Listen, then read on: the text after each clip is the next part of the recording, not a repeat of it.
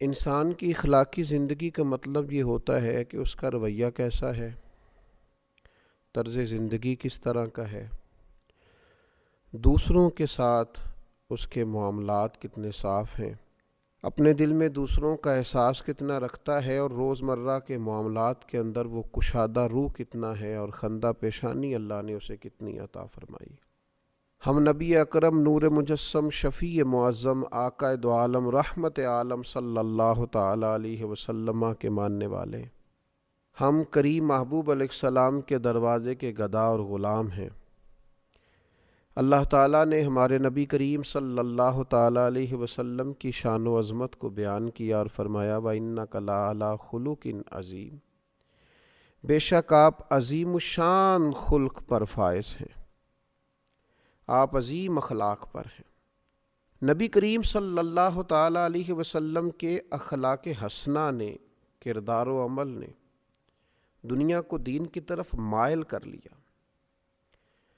شروع میں بڑی سخت مخالفت کرنے والے، پتھر کی طرح مزاج رکھنے والے، اور اپنے لفظوں کو بڑا تلخ اور ترش کر کے پیش کرنے والے رسول پاک کے اخلاق کے سامنے بڑی جلدی ہتھیار ڈالتے ہوئے دکھائی دیے۔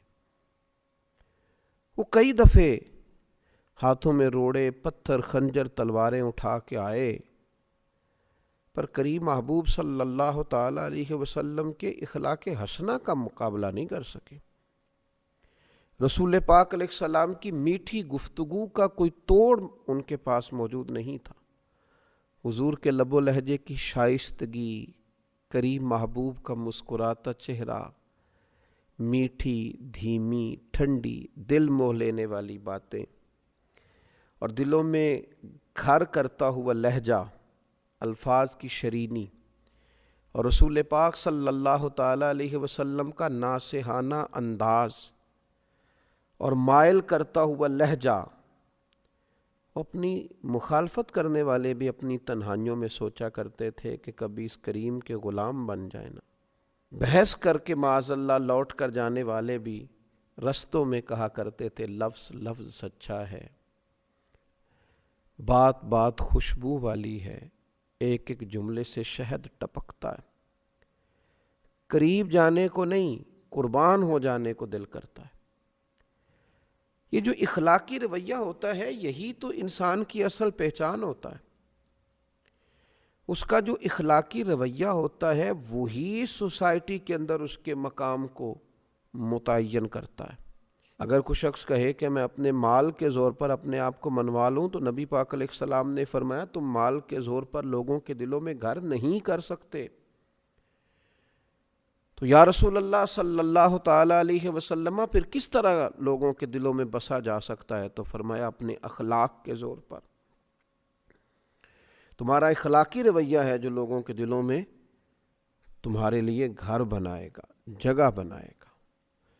اس لیے نبی پاک علیہ الصلاۃ والسلام کی زندگی کے جو اخلاقی پہلو ہیں، اور اخلاقی پہلوؤں کا جو خاص حسن ہے، اس پر ایک نظر ڈالنا بڑا ضروری ہے۔ ایک تو یہ ہے کہ بہت عالمی، قومی، ملی باتیں کی جائیں۔ حضور کی زندگی ہر جگہ فیض دیتی ہے، اس پر بھی گفتگو ہو سکتی ہے، لیکن آج کی نشست میں کچھ چند ایک ایسی خاص باتیں جن کی ہر لمحہ، ہر گھڑی ہمیں اپنی نجی، عائلی اور ذاتی زندگی میں ضرورت پڑتی ہے، ان میں سے حضور علیہ السلام کی بارگاہ سے، اخلاق عالیہ سے چند باتیں آپ کی خدمت میں عرض کرنی ہیں۔ سب سے پہلی بات تو یہ کہ نبی پاک علیہ الصلاۃ والسلام نے اخلاقی زندگی پر زور بہت زیادہ دیا، بلکہ رسول پاک علیہ الصلاۃ والسلام نے فرمایا میں تو دنیا میں بھیجا ہی اس لیے گیا ہوں تاکہ حسن اخلاق کو مکمل کروں۔ اور پھر حضور علیہ الصلاۃ والسلام نے فرمایا کہ میں اس حسن اخلاق کو کس طرح مکمل کروں؟ گویا یہ بھی حضور نے ہمیں بتلایا کیسے مکمل ہوگا۔ فرمایا وہ میں اس لیے مکمل کروں گا کہ مجھے میرے رب نے ادب سکھایا ہے، سو بہت ہی اعلیٰ سکھایا۔ اب وہ آداب جو میں نے اپنے مالک کریم سے سیکھے ہیں، گویا وہ تمہیں سکھائے جائیں گے، اور وہ خوب آداب ہیں۔ ان آداب کو سیکھنا ہے اور اپنی زندگی میں ان کو لازمی طور پر شامل کرنا ہے، تاکہ زندگی خوشبو والی بھی ہو، زندگی با مقصد بھی ہو، زندگی با معنی بھی ہو، زندگی سے تکلفات نکلیں۔ صرف چند باتیں نبی پاک علیہ الصلاۃ والسلام کے اخلاق عالیہ کی۔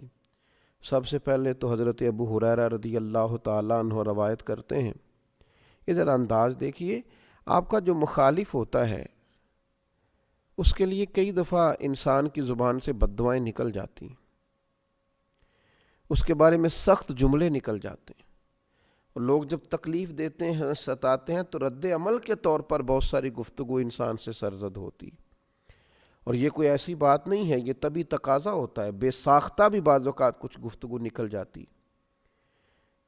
تو حضرت ابو ہریرہ رضی اللہ تعالیٰ عنہ روایت کرتے ہیں کہ رسول اللہ صلی اللہ علیہ وسلم سے عرض کیا گیا مشرکین کے خلاف دعا مانگیں؟ کیا مختصر سا جواب حضور نے ارشاد فرمایا، نبی رحمت علیہ السلام فرمانے لگے، مجھے لعنت کرنے والا نہیں بنا کے بھیجا گیا، مجھے تو رحمت بنا کے بھیجا گیا، تو جو کام ہم کرنے آئے ہیں وہی کریں گے، گویا رحمت بنا کے بھیجا گیا ہے تو گفتگو بھی رحمت کی ہوگی، فضل و احسان کی ہوگی، کرم کی ہوگی، یہ مسلم میں موجود ہے۔ پھر انسانی زندگی کا ایک پہلو تو یہ ہوا کہ انسان اپنے مخالفین کے بارے میں بھی لعنت ملامت کا رویہ اختیار نہ کرے، اور ایک دوسرا پہلو ہوتا ہے انسانی زندگی میں کہ انسان جلد باز ہوتا ہے، تنگ پڑتا ہے بعض اوقات بڑی جلدی۔ اس کے لیے ہمارے ہاں پنجابی میں ایک لفظ بولا جاتا ہے، شاید وہ اس مفہوم کو زیادہ واضح کرے کہ جناب سوڑے پہ گئے ہو تسی، بڑی جلدی آپ کسی چیز سے تنگ آ گئے، اکتاہٹ بڑی جلدی فیل کرنے لگے، چڑچڑا پن آ گیا، چھوٹی چھوٹی باتوں سے ناراض ہونے لگے۔ یہ چیز انسانی رویے کو بڑا گھٹن والا سا کر دیتی ہے، اور اگر پورے گھر کے اندر ایک شخص بھی ایسا ہو نا جس کی طبیعت اس طرح کی ہو کہ وہ سوڑا بڑی جلدی ہو جاتا ہے اور تنگ بڑی جلدی ہوتا ہے، اور اس کی طبیعت کے اندر گھٹن بڑی جلدی پیدا ہوتی ہے، تو وہ سارے ماحول کو متاثر کرتا ہے۔ اب دیکھیے نبی پاک علیہ السلام کی زندگی سے ہمیں کس طرح فیض لینا ہے۔ حضرت انس بن مالک رضی اللہ تعالیٰ عنہ ارشاد فرماتے ہیں، میں نے 10 سال رسول پاک کی خدمت کی ہے، یہ ترمذی میں موجود ہے، 1 2 3 4 دن نہیں، 10 سال مسلسل میں حضور کی خدمت میں رہا ہوں، نبی کریم نے کبھی مجھے اف تک نہیں کہا۔ فرماتے ہیں کبھی نہیں کہا یہ کیوں ہوا، یہ کیوں ہوا۔ ظاہر ہے انسان ہیں، تبھی تقاضے ساتھ ہیں، بعض اوقات کام میں اوپر نیچے بھی ہو جاتا ہے۔ حضرت انس خود اپنے ایسے واقعات بھی بتاتے ہیں کہ محبوب نے کہیں کام کو بھیجا لیکن میں بچوں کے ساتھ کھیلنے لگا، ایسے مواقع پر بھی کبھی حضور کی طبیعت کے اندر معاذ اللہ کوئی تنگی نہیں دیکھی۔ اس اخلاقی پہلو کو اپنانے کی بڑی اشد ضرورت ہے کہ مزاج میں تنگی نہ ہو، گھٹن نہ ہو، ذرا ذرا سی بات سے تلخ ہو جانا، ذرا ذرا سی بات سے ناراض ہو جانا، اور اس طرح کے لوگ خود بڑی تکلیف میں آتے ہیں، اپنے آپ کو اذیت دیتے ہیں، اپنے دل میں پریشانی محسوس کرتے ہیں، بے چین بے قرار اور پراگندہ کیفیات اور حالات کا شکار ہوتے ہیں۔ تو حضور کے اخلاق سے فیض لیا جائے۔ حضرت انس بن مالک کہتے ہیں کبھی اف نہیں کہا، گویا سایہ ہی ملا، کرم ہی ملا، عطا ہی ہوئی۔ تیسری بات نبی پاک علیہ الصلاۃ والسلام کے اخلاق میں ہمیں ملتی ہے، یہ بخاری شریف میں حضرت ابو ہریرہ رضی اللہ تعالیٰ عنہ سے حدیث مروی ہے۔ حضرت ابو ہریرہ رضی اللہ تعالیٰ عنہ روایت فرماتے ہیں کہ رسول اللہ صلی اللہ تعالیٰ علیہ وسلم نے کبھی کسی کھانے کی مذمت نہیں کی، کبھی کسی کھانے کی برائی نہیں کی۔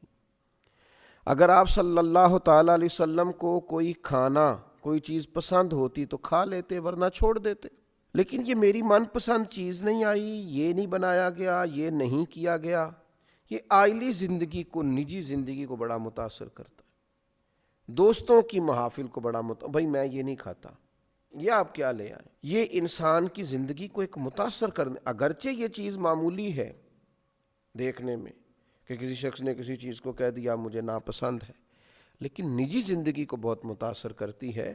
اگر آپ کو کوئی چیز پسند نہیں ہے تو بھائی باقیوں کو تو پسند ہے نا، آپ کو کوئی سبزی پسند نہیں ہے تو باقیوں کو تو پسند ہے، لیکن آپ کے رویے کا انداز اتنا عجیب ہے کہ آپ گویا باقیوں کو بھی جبراً اس سے روکنا چاہ رہے ہیں، آپ کو پسند نہیں، آپ چھوڑ دیجئے۔ یہ رسول پاک صلی اللہ تعالی علیہ وسلم سے سیکھنے والی ایک اہم بات.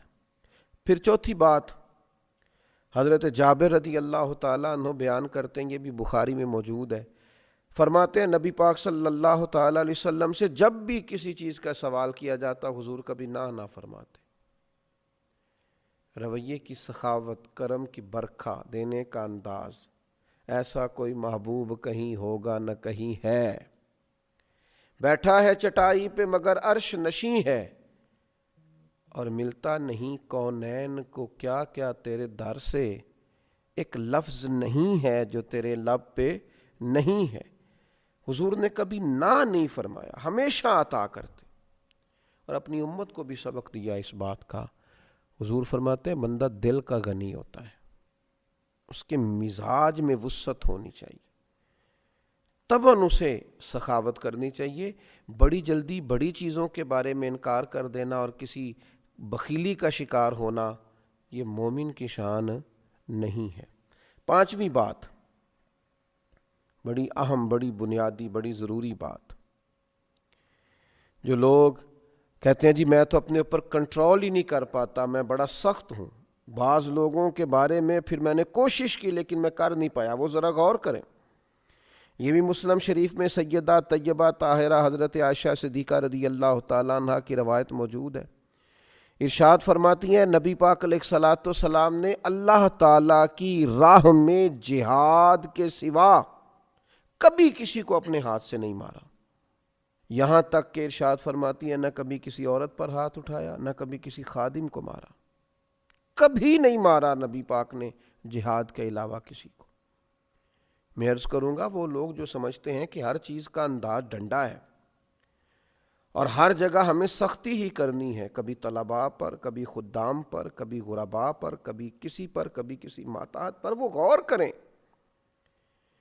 یہ روایت جو مسلم شریف میں موجود ہے سیدہ عائشہ صدیقہ رضی اللہ تعالی عنہ کی، یہ ایک بہت بڑا ہمارے سامنے اخلاقی رویہ حضور علیہ السلام کی بارگاہ سے خیرات لے کر رکھتی ہے کہ ہمیں غور کرنا چاہیے اپنے رویے پر. کبھی کسی کو نہیں مارا نبی پاک علیہ السلام، کبھی کسی عورت پر ہاتھ نہیں اٹھایا. لہذا ایسے لوگ جو خواتین پر ہاتھ اٹھاتے ہیں اور پھر اپنے آپ کو بڑی اپنے تئیں مردان کی ظاہر کرتے ہیں، وہ خیال کریں کہ یہ ہمیں حضور علیہ الصلوۃ والسلام نے رویہ سکھایا. پھر چھٹی بات، حضرت عائشہ صدیقہ رضی اللہ تعالیٰ عنہا ارشاد فرماتی ہیں کہ نبی پاک صلی اللہ تعالیٰ علیہ وآلہ وسلم کو اگر دو باتوں میں اختیار دیا جاتا تھا تو حضور آسان بات کو اختیار فرماتے تھے. مشکلات نہیں پیدا کرنی، لوگوں کو اذیت نہیں دینا، کوشش کرنی ہے اگر کسی کے لیے آسانی کی جا سکتی ہو، سہولت دی جا سکتی ہو، ایک ہی دفعہ کسی کا کام کر دیا جائے. اگر آپ کے اختیار میں ہے تو کسی کی مشکل میں جلد اس کے لیے گنجائش پیدا کی جائے، بلا وجہ لوگوں کو تکلیف میں نہ ڈالا جائے. اور پھر ساتویں بات، اسی حدیث کا اگلا حصہ حضرت عائشہ صدیقہ رضی اللہ تعالیٰ عنہ فرماتی ہیں نبی پاک علیہ السلام نے اپنی ذات کے لیے کبھی کسی سے انتقام نہیں لیا. ہاں اگر کوئی اللہ کی حدود کی خلاف ورزی کرتا تھا تو آپ اللہ تعالیٰ کی رضا کے لیے اسے سزا دیتے. ذات کے لیے، ذات کے لیے کتنے جھگڑے ہمارے جو صرف ذاتی ہیں، اور کتنی دور تک چلے گئے اور کتنی حدوں کو ہم نے کراس کر لیا. تو اپنی ذات کا بت نہ بنائیں معاذ اللہ. اپنی ذات کے لیے حضور علیہ السلام نے کبھی کسی سے انتقام نہیں لیا. پھر آٹھویں بات، درگزر کرنے کا بڑا اہم پہلو تھا حضور کی مقدس زندگی میں. کفار مکہ نے کیا کچھ نہیں کیا، کس کس رنگ میں انہوں نے تکلیف نہیں دی، لیکن فتح مکہ کے موقع پر حضور نے فرمایا بتاؤ تمہارے ساتھ کیا سلوک. اور انہوں نے کہا آپ بھی کریم ہیں، آپ کے والد بھی کریم ہیں، خاندان ہی کریموں کا ہے. فرمایا وہی سلوک کروں گا جو جناب یوسف نے اپنے بھائیوں کے ساتھ کیا تھا. جاؤ تم پر کوئی مطالبہ نہیں، تمہیں معاف کیا. تو درگزر کا پہلو، گنجائش کا پہلو زندگی میں ضرور رکھیں. بڑی جلدی سارے دروازے بند نہ کر دیے جائیں، کچھ تھوڑا سا مزاج کے اندر برتری کو بھی رکھا جائے. اور 9ویں بات، حضرت عائشہ صدیقہ رضی اللہ تعالیٰ عنہا ارشاد فرماتی ہیں نبی پاک علیہ السلام کبھی وہ بات نہیں کرتے تھے جو حیا کے خلاف، نہ تبن نہ تکلفن، کبھی کوئی ایسی بات حضور علیہ السلام نہ فرماتے، اور فرماتی ہیں حضور بازاروں میں شور نہیں کرتے تھے، نبی پاک برائی کا بدلہ کبھی برائی سے نہیں دیتے تھے بلکہ معاف کر دیتے، درگزر کرتے، لب و لہجے سے جب بھی کوئی بات نکلے وہ حیا والی ہو، وزادار ہو۔ بعض لوگ بات کرتے ہیں تو محسوس ہوتا ہے کہ یار یہ جو آپ نے گفتگو کی ہے یہ آپ کی شخصیت سے میچ نہیں کی، آپ بہت بڑے آدمی تھے، آپ کو اتنی چھوٹی بات نہ کرنا چاہیے تھی۔ تو نبی پاک علیہ السلام کبھی کوئی ایسی بات نہ فرماتے جو حیا کے خلاف ہو۔ اور 10ویں اور آخری بات عرض کرتا ہوں، یہ روایت بھی مجمع الزوائد میں موجود ہے، اور حضرت ابو ہریرہ رضی اللہ تعالیٰ عنہ ارشاد فرماتے ہیں کہ نبی پاک علیہ السلام نے ایک دفعہ صحابہ کرام سے فرمایا میں مزاح میں ہوں، تم سے دل لگی کر رہا ہوں، اس حالت میں بھی میں سوائے حق کے کوئی بات زبان سے ادا نہیں کرتا۔ عام روٹین کے حالات میں بات ہو رہی ہو، نارمل بات ہو رہی ہو، گفتگو عام ہو رہی ہو، پھر بھی بات حق اور سچ ہے، اور اگر بات کبھی طبی طور پر دل لگی کی ہو رہی ہو، مزاح کی ہو رہی ہو، خوش طبی کی ہو رہی ہو، تو اس میں بھی میں حق بات کہتا ہوں۔ حضور علیہ السلام نے ہمیں بتایا کہ حالت کوئی بھی ہو، مومن کا سچا ہونا اس کا اعزاز ہے، وہ غصے کی حالت میں ہو، خوشی کی حالت میں ہو، یا نارمل حالات میں ہو، اسے سچ کا دامن کبھی نہیں چھوڑنا چاہیے، یہ مومن کی شان ہے۔ میں نے دیکھا ہے بہت سارے لوگ بیچارے صرف لوگوں کو خوش کرنے کے لیے جھوٹے لطیفے سناتے ہیں، اس قدر زیادہ اپنی جان پر ظلم ہے کہ کچھ دیر لوگوں کے سامنے اپنی پذیرائی کے لیے جھوٹ بولا جائے، اتنا بڑا جرم کیا جائے۔ اللہ تعالیٰ نبی پاک علیہ الصلاۃ والسلام کے اخلاق عالیہ کی ان 10 باتوں سے ہمیں فیض یاب ہونے کی توفیق عطا فرمائے۔ وما علینا الا البلاغ۔